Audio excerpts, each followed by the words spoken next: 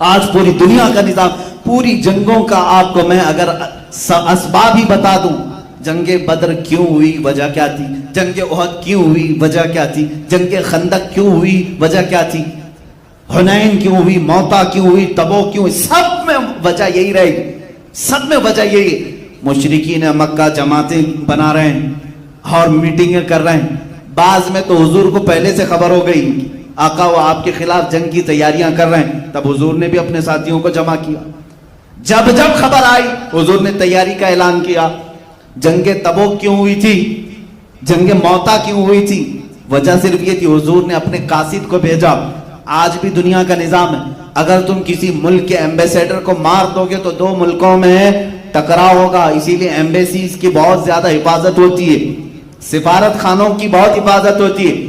اگر تم نے یہاں پر کسی دوسرے ملک کے سفیر کو مار دیا، اس ملک کا تمہارے ساتھ جھگڑا شروع ہو جائے گا، پہلے سے ہی نظام ہے۔ حضور کا سفیر، حضور کے ایک سفیر حارث بن عمیر رضی اللہ تعالیٰ عنہ ایک بادشاہ کے پاس جا رہے ہیں خط لے کر میرے آقا کا، بیچ راستے میں ایک ظالم نے ان کو پکڑا جو اس بادشاہ کا ایک باج گزار تھا، اس نے ان کو دردناک انداز میں قتل کیا، بے دردی سے مارا، ان کے ٹکڑے کر دیے۔ جب قاصد کو مارا جاتا ہے، حضور پاک صلی اللہ علیہ وسلم نے فرمایا ہمارے سفیر کے ساتھ انہوں نے بدتمیزی کی، برا سلوک کیا، اور اس زمانے کے بھی اصول میں یہ تھا کہ نہیں چھوڑا جاتا تھا۔ جنگ موتا اسی لیے ہوئی، جنگ تبوک اس لیے ہوئی کہ حضور صلی اللہ تعالیٰ علیہ وسلم کے خلاف وہ لوگ ملک شام میں فوجیں جمع کر رہے تھے، رومی لشکر جمع ہے، فلاں لشکر جمع ہے، حضور پر حملہ آور ہونے کی کوشش کر رہے ہیں۔ میرے آقا نے فرمایا حضور نے جتنے جہاد کی یا تو مدینے کے آس پاس یا تو پھر صحابہ کو لے کر بہت دور چلے جاتے، کیوں؟ اس لیے کہ جب جنگ ہوتی ہے تو جس علاقے میں جنگ ہوتی ہے سب ٹوٹ پھوٹ جاتا ہے، سب برباد ہوتا ہے، گھر ٹوٹتے ہیں، درخت ٹوٹتے ہیں، کیا کیا نہیں برباد ہوتا۔ حضور ہمیشہ مدینے کی حفاظت چاہتے تھے، کوئی بھی جنگ مدینے میں نہ ہو، صحابہ کو لے کر بہت دور چلے گئے۔ جنگ تبوک جو ہے مدینے سے 800 کلومیٹر دور ہوئی ہے، تقریباً 800 کلومیٹر دور، وہاں پہنچے، وہاں مقابلہ ہوا۔ موتا بھی یہ جارڈن میں ہوئی ہے، آج کا جو اردن ہے جارڈن۔ حنین، جنگ حنین مکہ سے بھی 100 کلومیٹر دور ہے، طائف کے قریب، یہ جنگ وہاں ہوئی۔ وہاں پر بھی کس لیے؟ جتنی بھی جنگیں ہیں، پڑھو میرے جوانوں، پڑھو میرے عزیزوں، ہر غزوے کا سبب کیا تھا اگر تم نکالو گے یہی ہوگا کہ یہ حضور کے خلاف طاقت اکٹھا کر رہے تھے، فوج جمع کر رہے تھے، ہتھیار جمع کر رہے، اور سیدھے مدینے پر آ کر حملہ کرنے کی کوشش کر رہے ہیں۔ جنگ خندق کیوں ہوئی؟ خندق کیوں ہوئی؟ کہاں ہوئی؟ مدینے سے باہر ہوئی، صرف 1 کلومیٹر باہر۔ مجھے بتاؤ حضور لڑنے کے لیے مکہ گئے تھے یا مکہ والے آئے تھے؟ جنگ بدر میں مکہ والے آئے، جنگ احد میں مکہ والے آئے، جنگ خندق میں مکہ والے آئے۔ حضور نے تو اپنی زندگی میں ڈیفنس سکھایا ہے صحابہ کو۔ یہی اصول ہمارا ہونا چاہیے، کسی کو چھیڑو مت، اور اگر کوئی چھیڑے تو چھوڑو مت، یہی اسلام کا اصول۔ اب آپ اس کو بھول چکے ہو، ٹھیک ہے، چھیڑ نہیں رہے آپ، بہت اچھی بات ہے، اسلام کے اصول پر قائم، لیکن تمہیں آج بہت لوگ چھیڑ رہے ہیں اور تم چھوڑے بیٹھے ہو، یہ دوسرے والا اصول بھول گئے۔ اگر کوئی چھیڑے تو چھوڑو مت۔ ہم مطالبہ کریں گے دشمن کے قید ہونے کا یا وہ اپنا انجام تک پہنچے۔ آج جو قانونی کارروائی ہو سکتی ہے ہم اس کا مطالبہ کر رہے ہیں۔ میں آج مسجد میں بیٹھ کر کے آپ سے یہ نہیں کہہ رہا ہوں تلوار اٹھاؤ، بھالے اٹھاؤ اور جاؤ لڑو، نہیں۔ ہم جس ملک میں ہیں ہم قانونی اعتبار سے چلیں گے۔ اگر اسلام کے خلاف کوئی ہرزہ سرائی کرتا ہے، میرے نبی کی شان میں کوئی توہین کرتا ہے، یا قرآن عظیم کے آیات بینات پر انگلی اٹھاتا ہے، تو یہ میرے پرسنل چیزوں پر اٹیک ہے، یہ میرے اسلامک لا پر اٹیک ہے۔ تو ہم آواز اٹھائیں گے، ہم کہیں گے کہ آپ جس آزاد ملک میں رہ رہے ہیں، ایک قوم کے ساتھ یہاں ناانصافی ہو رہی ہے۔ یہی تو ہم بات کر رہے ہیں، NRC، CAA، یہ سب مدعوں پر کیوں مسلمان بھڑکے ہوئے تھے؟ میرے عزیزوں، ہم اپنے حقوق کا مطالبہ کر رہے ہیں، اور آج بھی ہم قانونی لڑائی لڑ رہے ہیں، لیکن کیا کریں؟ ایک وقت رہے گا جب تک ہم پکارتے رہیں گے۔ ہم حکومت وقت کو بھی پکار رہے ہیں، عدلیہ کو بھی پکار رہے ہیں، لیکن جب سب بک جائیں، سب ایک میدان میں ننگے ہو جائیں، تو پھر آخر وقت وہی ہوگا جو اللہ کو منظور ہوگا. اللہ رب العزت جو چاہے گا وہی ہوگا, اور یہ وقت ہی بتائے گا کہ کیا ہوگا. لیکن میں آپ سب سے یہ ضرور کہوں گا, اپنا ڈیفنس, سیلف ڈیفنس ہر مسلمان سیکھے. ہر مسلمان کو چاہیے وہ اپنی جان کی حفاظت کرے, اپنے ملک کی حفاظت کرے. ہندوستان سے ہمیں بڑا لگاؤ ہے, بڑا پیار ہے. اگر اس سے نفرت ہوتی تو ہم کب کے ادھر کے ادھر ہو جاتے, خیانت کے شکار ہو جاتے. اس سرزمین سے ہمیں اس لیے بھی پیار ہے کہ خواجہ ہند یہاں پر ہے, محبوب الہی یہاں پر ہے, ہم کروڑوں عاشقوں کا امام بریلی کا تاجدار یہاں پر ہے. ہم اس ملک سے وفاداری کرتے ہیں, عزت کرتے ہیں اور حفاظت کا بھی عزم رکھتے ہیں. لیکن اس وطن عزیز کی سرزمین کو جو پلید کرنے کی کوشش کرے, جو فساد مچائے, جو فتنے مچائے, اس کے خلاف بھی آواز اٹھانا ایک حق بولنے والے کی ذمہ داری ہے. ابھی آپ کی مرضی ہے اور علماء کی مرضی ہے, آپ جابر و ظالم حکومتوں کے خلاف آواز اٹھاتے ہو تو دنیا تمہیں حسینی کردار میں لکھے گی, اور چپ رہ کر کے خاموشی سے سہتے ہوئے جاؤ گے تو حسین اعظم نے کہا ہے, میرے نزدیک ظلم صرف ظالم کا نہیں بلکہ جو ظلم کو سہ کر خاموش بیٹھتا ہے وہ بھی اپنے وقت کا ظالم ہے. اس لیے کہ اس نے اپنی پوری نسل کو ظالم بزدل بنا دیا, اپنی پوری نسل کو بزدل بنا دیا. میری باتیں سخت ہوں گی لیکن آج میں جو کچھ بھی کہہ رہا ہوں ان الفاظ کا میں تنے تنہا ذمہ دار ہوں. میں بار بار کہتا ہوں میرا مجمع ذمہ دار نہیں ہے. اگر آپ کو ڈر لگ رہا ہے تو آپ اٹھ کر جا سکتے ہیں, اور کیمرے والے سے بھی کہیں کسی کی تصویر اس میں نہ لیں, بعد میں وہ کہہ سکیں حضرت وہ بیان میں نہیں تھا. آپ بول سکتے ہیں, میں اپنی ذمہ داری اپنے اوپر لے رہا ہوں, اس لیے کہ جو زمانے کے تقاضے ہیں اس کو اگر امت کے سامنے اگر آج ہم نہ بولیں تو پھر جب زبانیں چپ ہو جائیں گی ہمارے صرف اعضاء کاٹے جائیں گے. آج دیکھ نہیں رہا, یہی لفظ کی وجہ سے میں حدیث پڑھ کر کے اپنی گفتگو کو آخر سمیٹتا ہوں. حضور پاک صلی اللہ علیہ وسلم کے سارے غزوات, سارے جہاد اور ساری جنگوں کی تفصیلات بیان کرنا یہ مختصر وقت میں ممکن نہیں, لیکن اللہ رب العزت نے صحابہ کی جو مدد کی اور ان کو فتح عظیم سے نوازا, وجہ کیا تھی؟ حضور فرماتے ہیں جب تک تم جہاد کے ساتھ قائم رہو گے اللہ تمہاری مدد کرے گا. اذا ترکتم الجہاد, جب تم جہاد کو ترک کر چکے, حضور فرماتے ہیں اللہ تم پر ذلت مقرر کرے گا, تم ذلیل ہو کر زندگی گزارو. یہ پوری حدیث ہے. حدیث میں آپ کو اگر سخت لگ رہا ہو تو ذلت کی زندگی گزارو.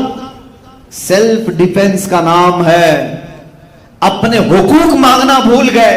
اور سب سے افضل جہاد کیا ہے جانتے ہو؟ سب سے افضل جہاد میں آپ کو بتاتا ہوں نا, آپ بھی جہاد کرو. کیسا جہاد؟ حضور پاک سے پوچھا کہ سب سے افضل جہاد کیا ہے؟ تلوار کا, نیزے کا, بھالے کا, کون سا جہاد؟ اس زمانے میں بندوق کا, بارود کا نا. میں حدیث پڑھتا ہوں, اللہ کے نبی صلی اللہ علیہ وسلم نے فرمایا افضل الجہاد کلمۃ الحق عند سلطان جائر. میرے آقا فرماتے ہیں سب سے افضل جہاد ظالم بادشاہ کے سامنے حق بات کرنا ہے, جو آج آپ کر سکتے ہیں, آج کر سکتے ہیں. الحمدللہ اس منبر سے کے خلاف بولوں گا, یہ افضل الجہاد ہے کیونکہ وہ ظالم ہے اور ایک طرفہ ظلم کے شکار ہیں یہ لوگ, ایک طرفہ ظلم. میں اس بات سے خوف نہیں کر رہا ہوں, اس لیے کہ تمہاری غلط نیتیوں کی وجہ سے, غلط پالیسیوں کی وجہ سے آج ملک کے امان کو خطرہ ہے. آج ملک میں فساد جیسے جو حالات ہیں صرف اسی وجہ سے کہ جب تخت کسی بندر کے ہاتھ میں دے دیا جائے تو ایسے ہی ہوتا ہے. ہمارے ہاں کہتے ہیں نا, کوے کو بڑا پن دیا تو آگے کا آپ سمجھتے ہیں. وہ ساری چیزیں یہی کرتا ہے.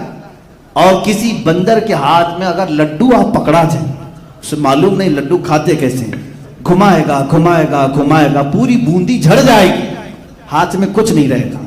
یہ پچھلے 6 سال سے گھما رہا ہے لڈو کو اور سب جھڑ چکا. تقریباً بینکیں کرپٹ ہو گئی, کمپنیاں بک گئی. دیکھ نہیں رہے آپ لڈو کو کیسے گھما رہا ہے, اور اس وقت تک گھمائے گا جب پورا لڈو ختم ہو جائے. برا لگ رہا ہے آپ کو؟ عزیزہ نگرانی, یہ افضل الجہاد ہے. میں جب تک میری طاقت ہے اللہ کے حبیب صلی اللہ علیہ وسلم کی اس حدیث پر عمل کروں گا. حضور نے فرمایا من رأى منکم منکرا فلیغیرہ بیدہ ومن لم یستطع فبلسانہ ومن لم یستطع فبقلبہ وذلک اضعف الایمان. حضور فرماتے ہیں جب تم میں سے کوئی برائی کو دیکھے ہاتھ سے روکے. اگر ہاتھ سے روکنے کی طاقت نہیں ہے زبان سے بولے, اور زبان سے بھی بولنے کی طاقت نہیں ہے تو دل میں برا جانے. اور حضور فرماتی یہ ایمان کا سب سے آخری حصہ ہے, سب سے کمزور حصہ ہے.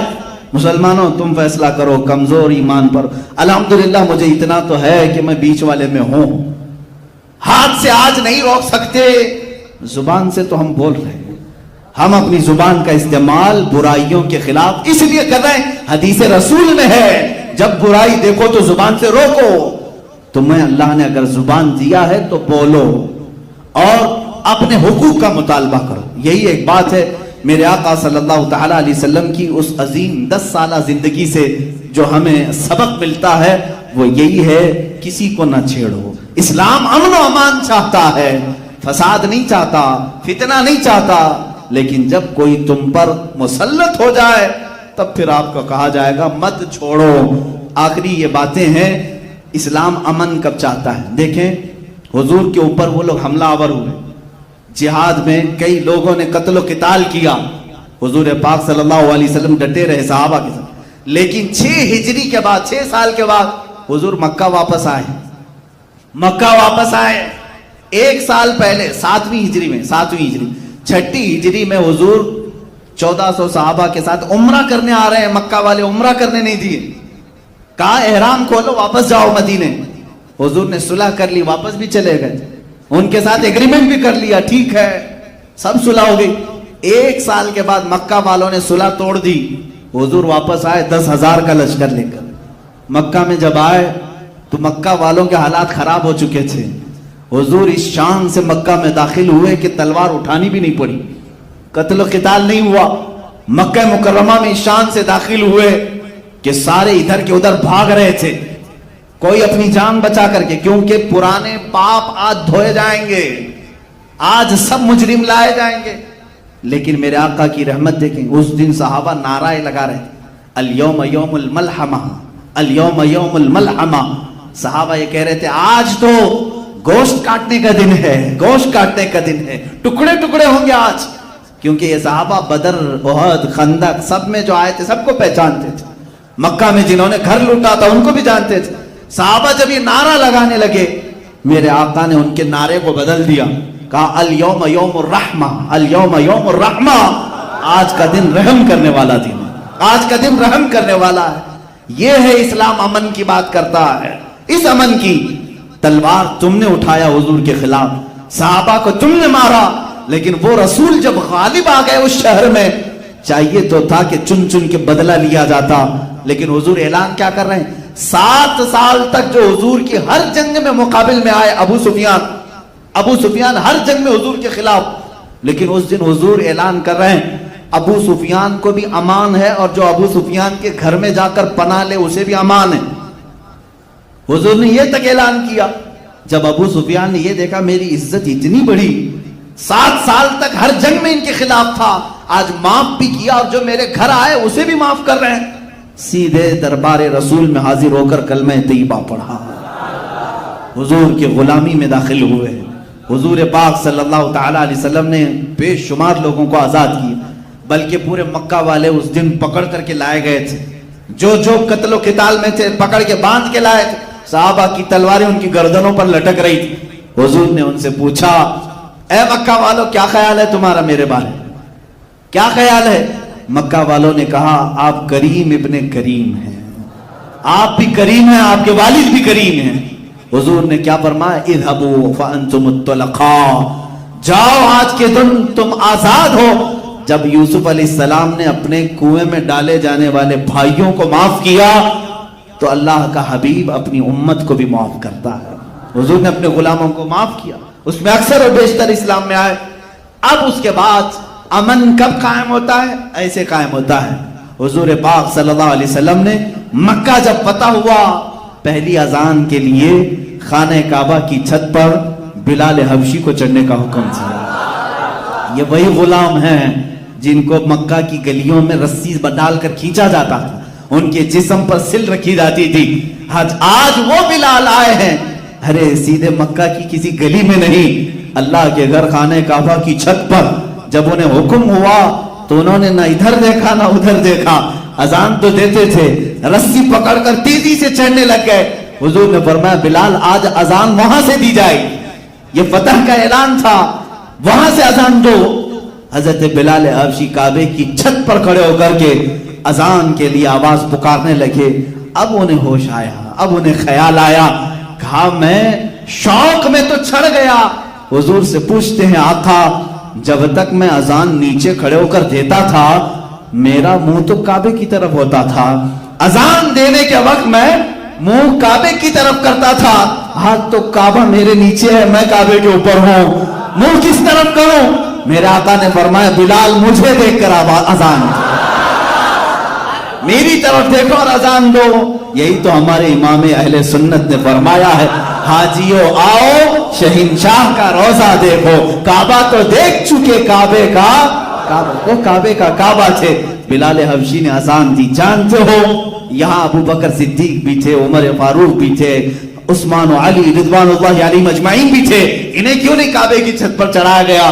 بلکہ فتح مکہ کے دن ایک عظیم میسج دیا گیا ہے، ایک عظیم میسج پوری کائنات کو، اے لوگو تم جسے مارتے تھے، تم جسے غلام سمجھتے تھے، اسے کالا کہتے تھے، حبشی کہتے تھے، اسے چوڑے ہونٹ والا بڑی ناک والا کہتے تھے، یاد رکھو جو محمد کی غلامی میں آ جائے کعبہ بھی اس کے تلووں کے نیچے آ جائے۔ یہ پوری کائنات کے لیے عظیم میسج ہے۔ اسی کو اقبال نے کہا ہے، اٹھو قوت عشق سے ہر پست کو بالا کر دو، جہر میں نام محمد سے اجالا کر دو، کی محمد سے وفا تو نے تو ہم تیرے ہیں، یہ جہاں چیز ہے کیا لوح و قلم تیرے ہیں۔ وآخر دعوانا الحمدللہ رب العالمین۔